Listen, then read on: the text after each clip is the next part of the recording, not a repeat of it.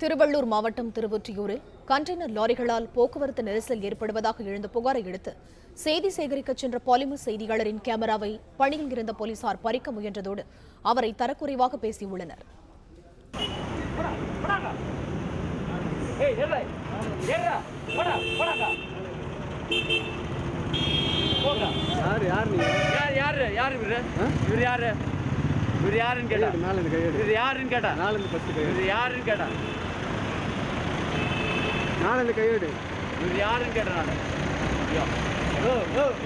Camera எதுவும் பண்ணாத.